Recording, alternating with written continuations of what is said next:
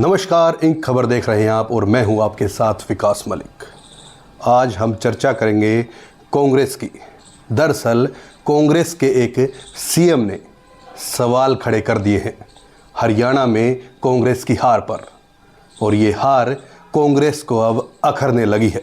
दरअसल हरियाणा के बाद महाराष्ट्र गंवा देने के बाद कांग्रेस हाईकमान और ज़्यादा सक्रिय होता दिख रहा है। हालांकि जो कांग्रेस के सीएम हैं वो तेलंगाना से हैं। उन्होंने कहा है कि हरियाणा में जो कांग्रेस की हार हुई है उसका कारण गांधी परिवार को आगे नहीं रखना है। गुटबाजी जरूर उन्होंने कहा, लेकिन उनका कहना है कि जिस तरीके से बीजेपी नरेंद्र मोदी को पंचायत चुनाव में भी आगे रखती है, उस तरीके से अगर कांग्रेस हर राज्य में गांधी परिवार को आगे रखेगी तो कामयाबी जरूर मिलेगी। लोकल मुद्दों की बजाय सेंटर के मुद्दे जो हैं उन पर फोकस करना होगा, तभी कांग्रेस को हर जगह जीत मिलेगी। उनका ये भी कहना है कि उन्होंने भी तेलंगाना में इसी फॉर्मूले पर काम किया, सोनिया गांधी और गांधी परिवार को आगे रखा और उन्हीं के नाम पर वोट मांगे। तो ये एक बड़ा सवाल खड़ा कर रहा है हरियाणा कांग्रेस के नेताओं पर। उनके ही जो नेता हैं, उनके ही जो सीएम हैं, वो सवाल खड़े कर रहे हैं। यानी कि साफ तौर पर नज़र आ रहा है कि हरियाणा में जो कांग्रेस की हार हुई है वो अब अखरने लगी है, क्योंकि हरियाणा से लोकसभा चुनाव के बाद जो मोमेंटम बना वो मोमेंटम हरियाणा में आते ही टूट गया। और उसके बाद झारखंड में हालांकि गठबंधन की जीत हुई, वहाँ कांग्रेस प्रमुख दल नहीं था, झारखंड मुक्ति मोर्चा प्रमुख दल था। लेकिन महाराष्ट्र में जिस तरीके से हार हुई है वो बड़ी आश्चर्यजनक हार हुई है, और इसका अब कांग्रेस को अखरने लग गई है ये हार, क्योंकि कांग्रेस ने एक बड़ा राज्य खो दिया है।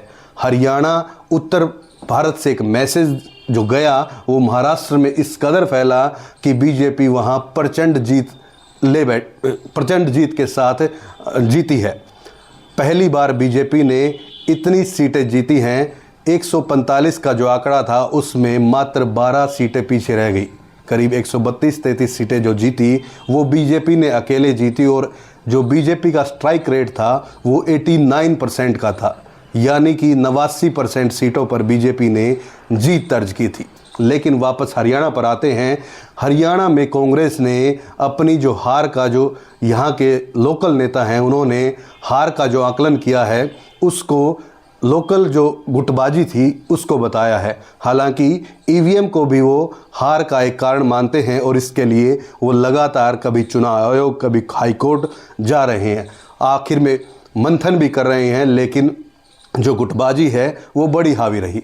रेवंत रेड्डी जो तेलंगाना के सीएम हैं, उन्होंने एक बात और बोली कि जब हरियाणा में चुनाव हो रहे थे उस वक्त जो जाट वर्सेस नॉन जाट हुआ वो भी हरियाणा में हार का कारण था। लेकिन ये मुद्दा आता ही नहीं अगर कांग्रेस, यहाँ के जो कांग्रेस नेता है वो ये कहते कि हमें राहुल गांधी को प्रधानमंत्री बनाना है और इसलिए हरियाणा में जीत जरूरी है। उन्होंने किसी न्यूज़ चैनल के कार्यक्रम में ये बात कही है। ये बड़ी बात है जो हरियाणा में कांग्रेस के जो नेता हैं उनको समझनी होगी, क्योंकि हरियाणा में जब चुनाव की घोषणा हुई थी उस वक्त जो माहौल था उसमें कांग्रेस 60 से 70 जीते सीटें जो थी वो जीतने का मादा रखती थी। हरियाणा में 90 विधानसभा सीटें हैं जिसमें 60 से 70 सीटों पर जीत है, यानी कि कांग्रेस प्रचंड बहुमत की ओर से जीत सकती थी। लेकिन जैसे जैसे चुनाव आगे बढ़ता गया, लोकल जो नेता थे, जो उनके कैंडिडेट थे, वो आपसी मुद्दों में उलझे रहे, और ये एक बड़ा कारण रेवंत रेड्डी ने आज जो मीडिया के सामने कहा है उसको लेकर अब हरियाणा के नेताओं को सोचना होगा कि आगे आने वाले चुनाव में वो किस रणनीति पर काम करेंगे। वो फिर गुटबाजी में उलझे रहेंगे या फिर राहुल गांधी की को लेकर जो रेवंत रेड्डी ने कहा है कि राहुल गांधी को प्रधानमंत्री बनाना है, तो उसी को लेकर हमें जनता के पास जाना होगा।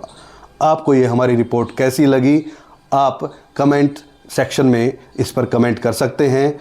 ज़्यादा जानकारी के लिए आप हमारे चैनल को लाइक और फॉलो करें। धन्यवाद।